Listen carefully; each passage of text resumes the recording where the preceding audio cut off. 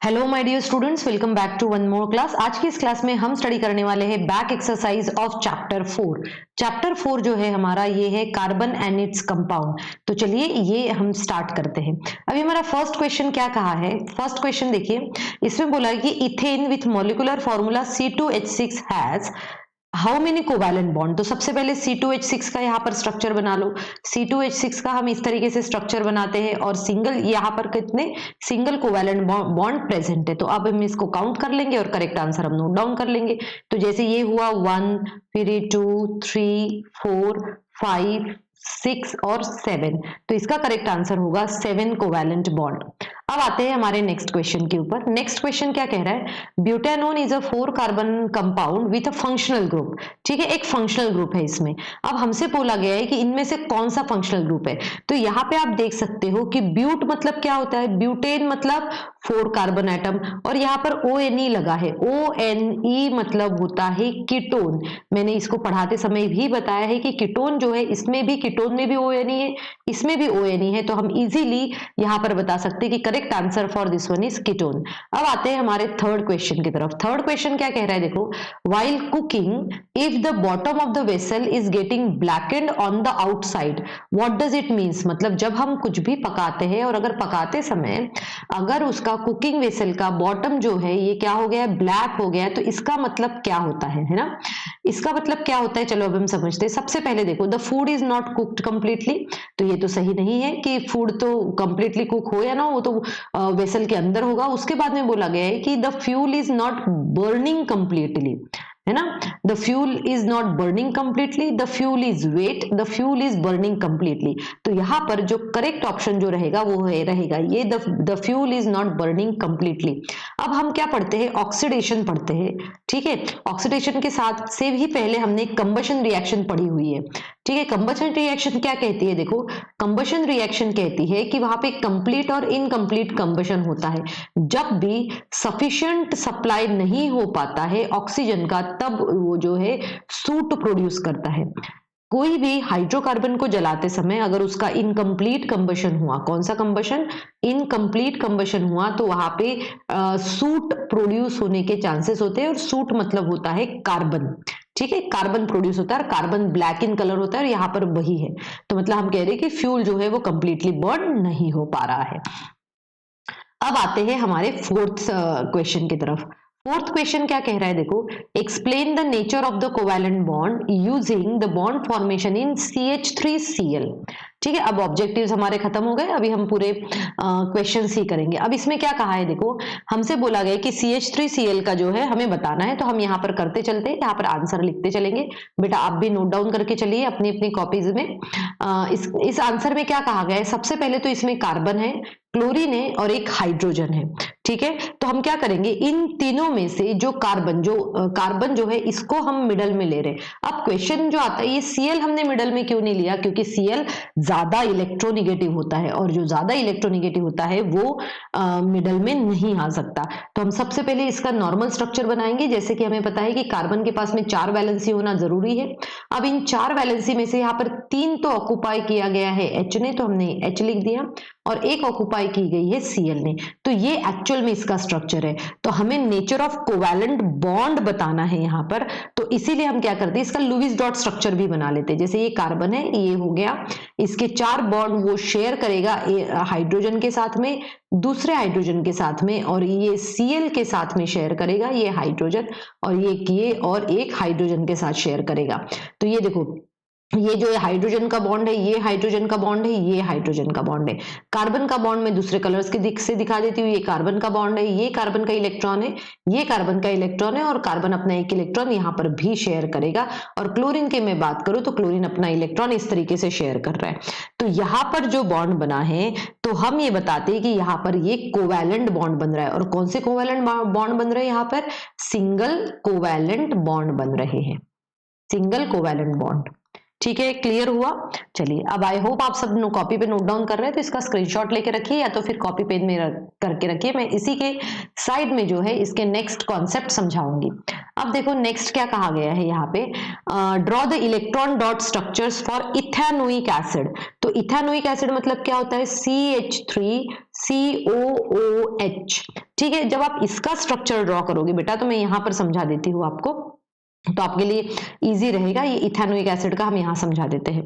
तो देखो यहाँ कार्बन है, एक कार्बन दूसरे कार्बन से के साथ में अटैच्ड होगा, ठीक है, फिर उसके साथ में एक ऑक्सीजन अटैच है और फिर एक हाइड्रोजन अटैच्ड है, और यहाँ पे CH3 है। हर बार कार्बन की वैलेंसी मेंटेन्ड होना चाहिए, तो यहाँ पे 2 हो गई है, तो ये कार्बन डबल बॉन्ड O बनाएगा।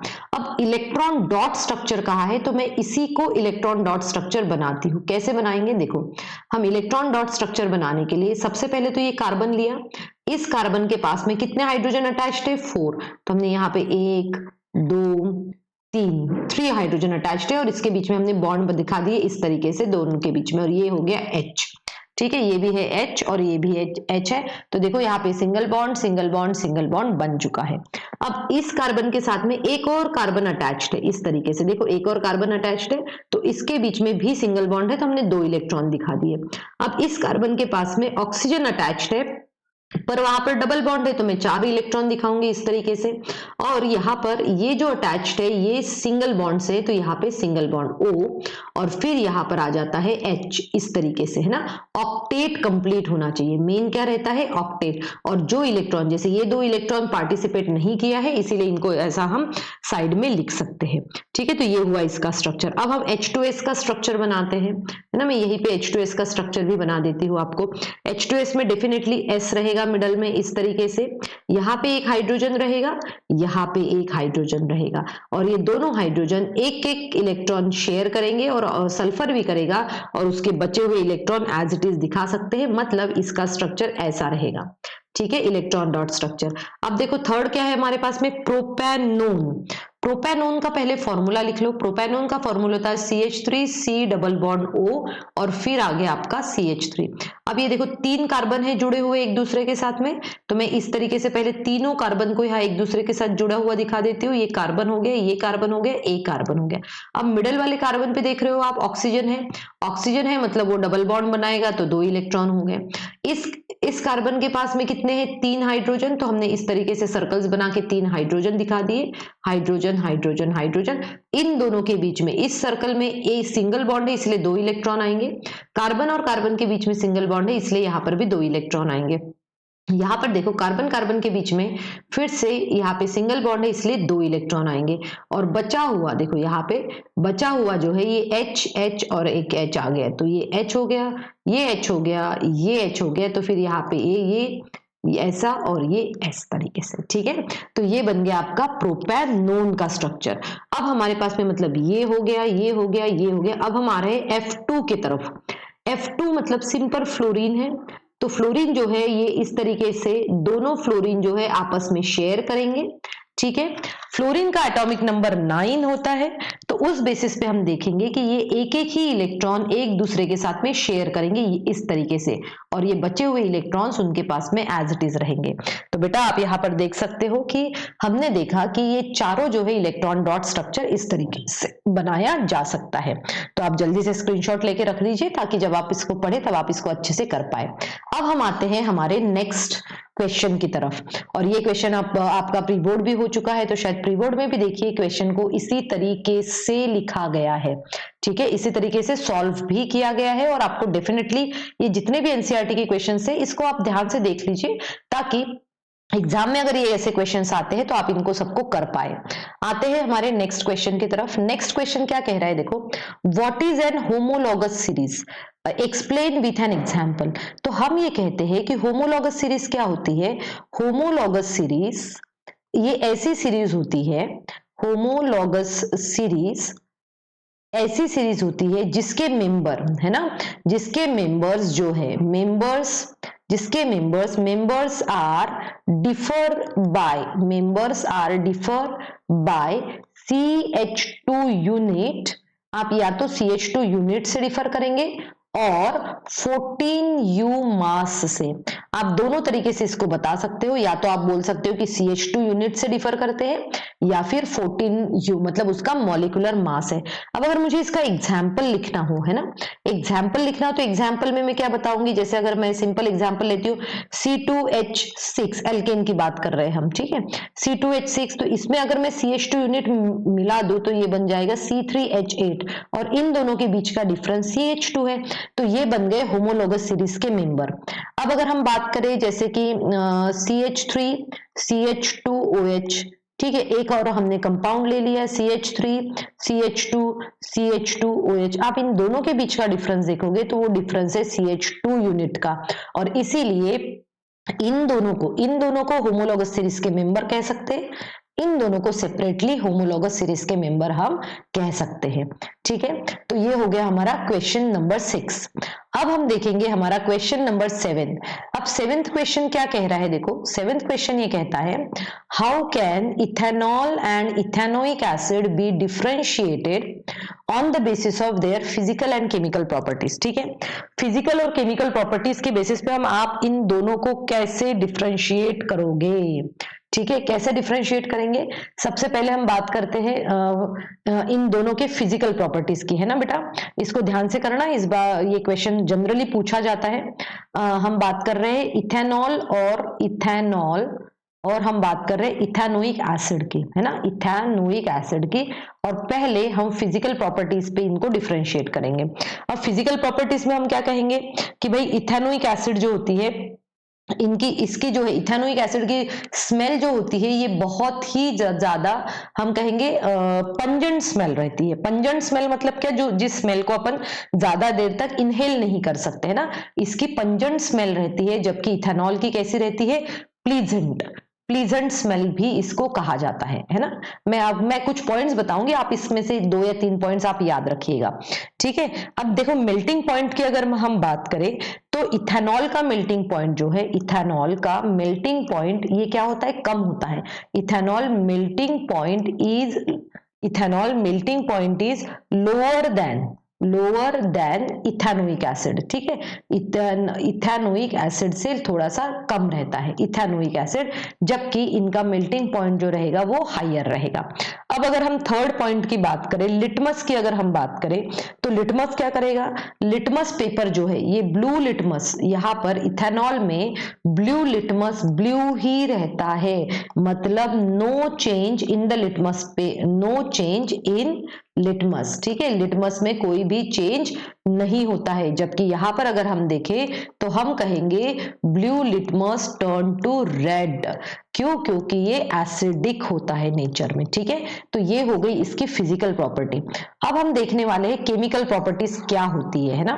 केमिकल प्रॉपर्टीज में बेटा इसी में क्वेश्चन एड ऑन किया गया है, और ये जनरली आता है कि डिफरेंशिएट केमिकली इथेनॉल और आपका इथेनोइक एसिड में। तो फर्स्ट पॉइंट में इसका कौन सा है हमारा, 7th।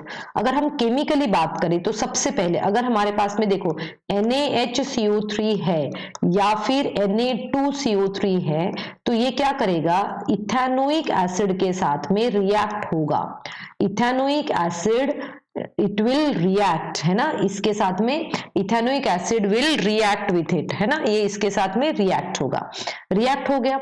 अब देखो रिएक्ट होगा, जबकि इथेनॉल इसके साथ रिएक्ट नहीं होगा, इथेनॉल विल नॉट रिएक्ट। अगर आपको रिएक्शन आती है तो आप लिख सकते हो, अदरवाइज यहाँ पर ऐसा कुछ रिएक्शन स्पेसिफाई नहीं किया गया।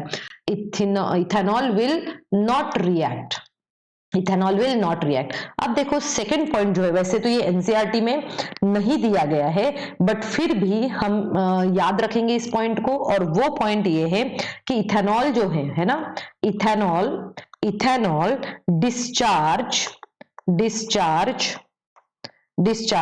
Pink colour of ethanol discharge pink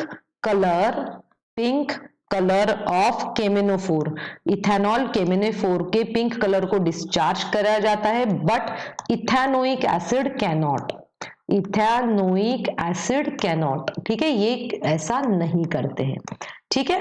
clear हुआ ये भी चीजें, तो यहाँ पर हमने देख लिया है 7th क्वेश्चन भी। सो स्टूडेंट आई होप आप सभी इसको नोट डाउन करके रख रहे हैं और आपको ये चीजें भी समझ में आ रही है। अब आते हैं हमारे 8th क्वेश्चन की तरफ। ठीक है, अब देखिए वैसे तो इस चैप्टर का कौन सा 8th 9th 10th 11th 12th और 13th एंड 14th 15th इतने क्वेश्चंस बचे हुए हैं। तो अगर आज की वीडियो में मैंने आपको जो भी पढ़ा है वो अगर आपको अच्छे से समझ में आ गया तो आप मुझे कमेंट सेक्शन में लिखिए। Definitely I will clear your all doubt, और अगर कुछ भी डाउट भी है तो वो भी आप मुझे बता सकते हैं, और जो बचे हुए क्वेश्चन है ये हम अपने नेक्स्ट क्लास में करेंगे। Thank you students and have a good day ahead.